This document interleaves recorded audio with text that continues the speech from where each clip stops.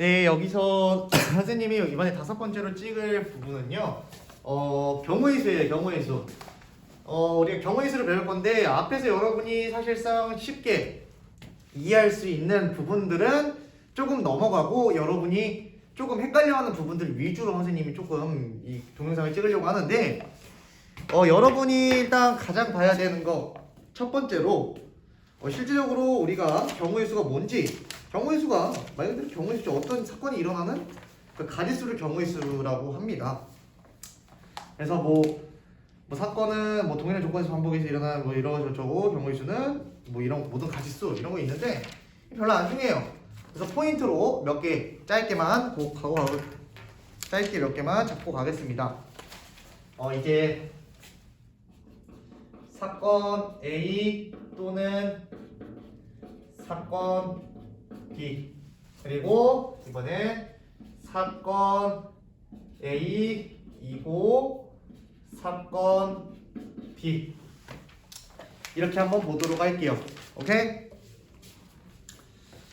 이고라는 표현보다는 동시에라는 표현이 좀 더 정확하겠네요. 동시에로 바꿉시다. 이고도 맞아요. 동시에라고도 위에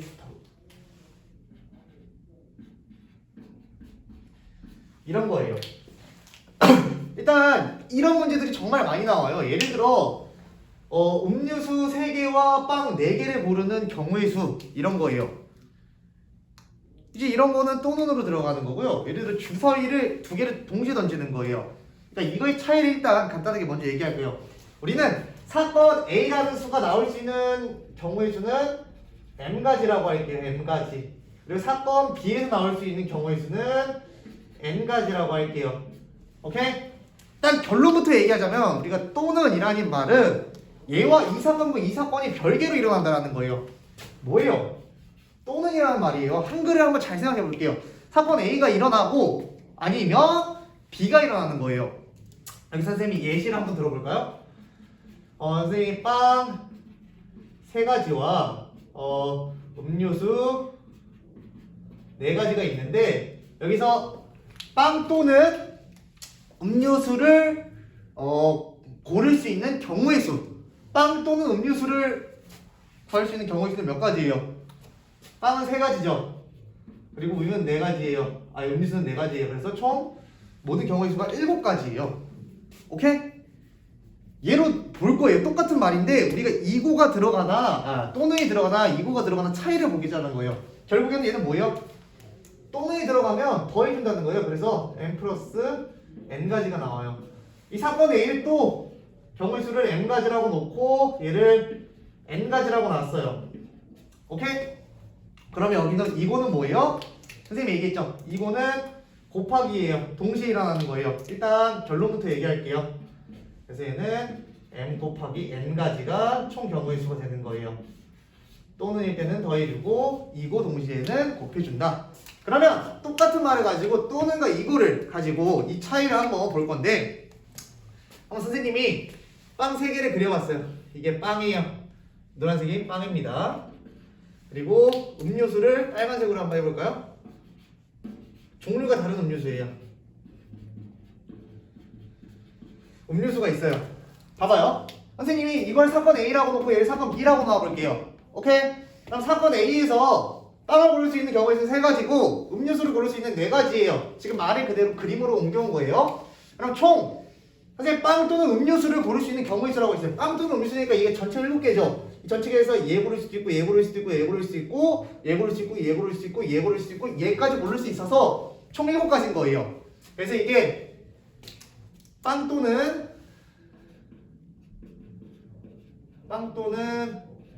음료수는 3 더하기 4 해서 7가지가 나와요. 근데 우리가 말 한 가지만 바꿔주면 또 이게 다른 식이 되는 거예요. 어떻게 되는 거냐면 선생님 빵과 음료수를 하나씩 선택하는 경우의 수라고 있어요. 빵과 음료수를 어떻게 해요? 하나씩. 그러면 우리 빵도 골라야 되면서 음료수도 골라야 되는 거예요. 그래서 뭐 결론 12가지가 나온다고 볼 수 있는데 어떻게 12가지가 나오는 거냐면 이 1번이라는 빵에다가 음료수를 몇 개 잡을 수 있어요? 하나, 둘, 셋, 4가지 잡을 수 있어요. 2번이란 빵에다가 음료수를 몇 가지 잡을 수 있어요? 하나, 둘, 셋, 넷, 3번이라는 빵에다가 음료수 몇 개 잡을 수 있어요? 하나, 둘, 셋, 넷. 순서상으로 나타내면 어떻게 되냐면 뭐 1,1, 뭐 1,2, 1,4까지 나오겠죠? 1,3도 써줍시다.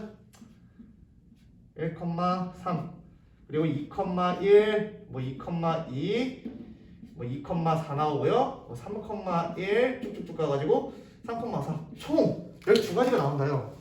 12가지가 나오는 걸 보여줬잖아요, 선생님이. 이렇게 해가지고 총 이 줄도 14가지고 이렇게 순서상으로 해서 12가지예요. 근데 이게 중요한 게 뭐냐면 여기서 우리가 얘와 얘가 동시에 일어났을 때는 결국 이 경우의 수와 사건 A의 경우의 수와 사건 B의 경우의 수를 곱해주면 된다는 거예요. 왜? 우리가 예를 들어 얘네가 숫자가 더 커진다고 생각해봐요. 그럼 그 일일이 이렇게 세고 있으면 효율성이 있을까요? 없을까요? 없다라는 거예요. 그래서 3 곱하기 4는 12가지가 나온다라는 거예요. 그래서 우리가 얘가 또는을 의미하는 건지 아니면 동시에를 의미하고 있는 건지 우리가 잘 파악해서 문제를 풀어야 된다는 겁니다. 이해했어요? 그래서 여기는 뭐 사실 그렇게 여러분이 어려워할 것 같지는 않은데 뭐 여기는 설명 여기서 이 정도로 마치도록 하겠습니다. 왜냐면 여기 있는 예시를 선생님이 이미 다 풀어봤어요. 여러분은 다 풀어봤는데 조금 이 또는가 이 동시에가 잘 안 되는 친구들이 있는 것 같아서 한 번 더 설명하는 거예요. 근데 더 큰일 난 거는 우린 이것보다 더 어려워하는 게 여러분이 뭐였다? 한 줄 세우기였다. 내가 봤을 때는 한 줄 세우기가 이해가 잘 안 되는 친구들이 좀 많은 것 같아서 선생님이 한 번만 더 설명을 해보도록 하겠습니다. 여러분, n명을 한 줄로 세운다는 거예요. 이제 한 줄로 세우는 경우이신데 이거 어렵게 생각하지 말아요. 지금부터 우리는 네모칸을 하나씩 칠 겁니다. 네모칸. 뭐라고요? 줄을 세울 거예요. n명이 있다고 칩시다. 여기 n명이 있어요. 사람이 이렇게 n명이 있는데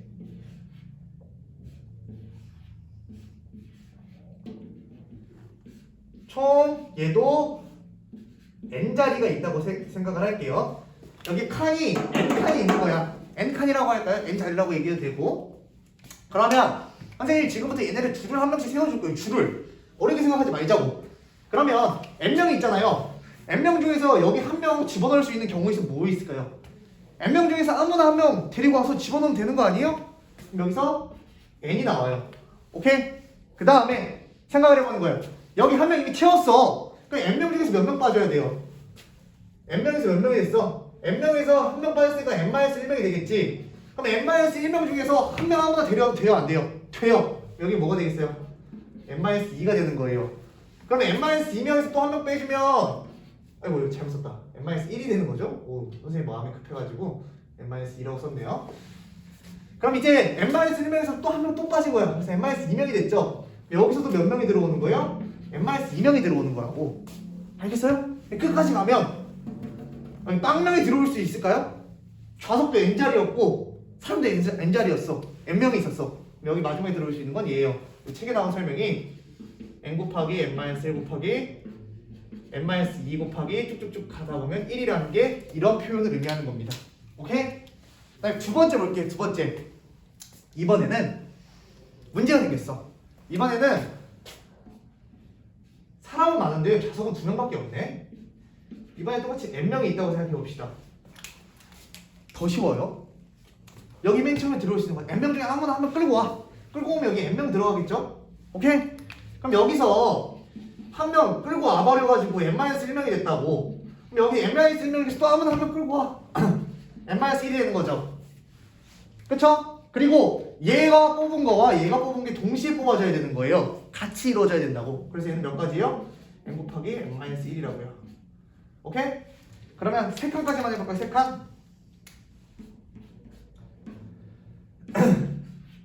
이번엔 똑같아. 맨 처음에 n명이 있었어. n명이 있었고 한 명 끌고 왔더니 n-1명 있어. n-1명 있었죠? 그랬더니 n-2명 남았네. 여기서 또 한 명 끌고 와. n-2명. 이게 3칸이 있을 때 n명을 한 줄로 세우는 경우의 수라는 거예요. 오케이? 됐습니까?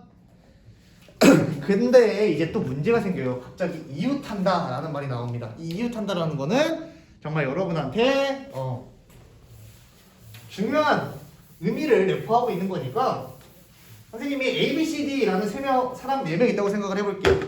뭐라고요? 사람이 A, B, C, D라는 사람이 있고 4명이 있잖아요. 네 자리를 줄 세워 볼게요. A, B, C, D가 있는데 네 자리를 줄 세워 볼게요. 첫 번째 문제예요. 4명을 한 줄로 세우는 경우의 수를 알려줘. 이런 거예요. 4명 있으니까 맨 처음에 여기 끌고 올 수 있는 거 4명 중에 몇 명 있어요? 4명 끌고 왔어. 한 명이 죽었다고 생각해요. 아니, 죽었다는 표현은 좀 그렇죠. 한 명 끌고 왔다고 생각해요. 3명 남았죠. 3명 중에 누구 끌고 올 수 있어요? 3명 끌고 올 수 있겠지? 또 물론 여기서 지금 지워주는 건 선생님이 예시로 지워주는 거예요. 2명 남았네? 그럼 나머지 1명은 여기 있어야겠네. 그래서 얘네를 한 줄로 세우는 경우의 수는 24가지예요.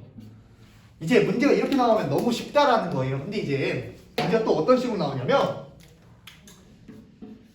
이번에는 난 A가 제일 좋아. A를 맨 앞에 놨으면 좋겠어. 이런 거예요. A를 맨 앞에 놨으면 좋겠대. 그럼 A를 이미 뽑혔다고 생각을 하는 거예요. 그래서 이렇게 또 지워버려. 그럼 몇 명 남았어? 3명 남았죠? 그럼 여기 들어올 수 있네. 3명. 여기 들어올 수 있네. 2명. 여기 들어올 수 있는 1명에서 몇 명이에요? 6가지가 나온다라는 거예요. 근데 이번에는 또 이렇게 나오는 거예요. 난 여전히 A가 제일 좋아. 근데 난 B가 생각보다 싫단 말이야. 그래서 B도 넌 B는 맨 뒤로 꼴도 보기 싫어. 뒤로 가버렸어요. 그래서 이렇게 얘네를 줄 세우는 경우의 수를 구해달래요. 그럼 나머지 2명밖에 없죠.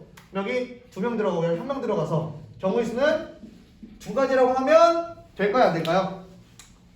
물론 선생님 아까 얘기했을 때는 이렇게 돼요. 근데 이번에 문제를 좀 바꿔볼게요.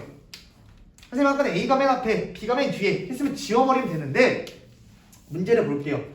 문제를 변형해서 A와 B가 양 끝에 서는 경우의 수를 구해달래요. A와 B가 양 끝에 쓰면 좋겠대.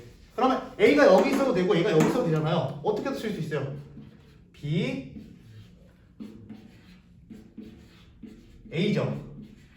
그러면 이거와 똑같은 경우의 수가 몇 가지가 나오고 있어요? 2가지가 나와서 총 몇 가지가 되는 거예요? 4가지가 되는 겁니다. 알겠어요? 이런 식으로 푸는 겁니다. 됐나요? 그러면 이거 마지막 이것만 하고 이 동상을 마치도록 할 건데 여러분 사실 여기는 계산이 어렵진 않습니다. 그러나 생각을 한번 잘못하면 그냥 틀려버리는 거예요. 왜? 내가 원하는 대로 식을 못 도출했기 때문이에요.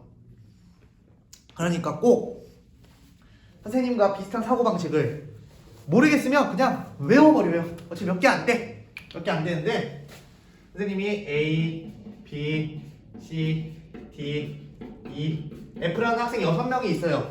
근데 이제 A와 B가 너무 친해. 그래서 얘네들이 이웃했으면 좋겠대요.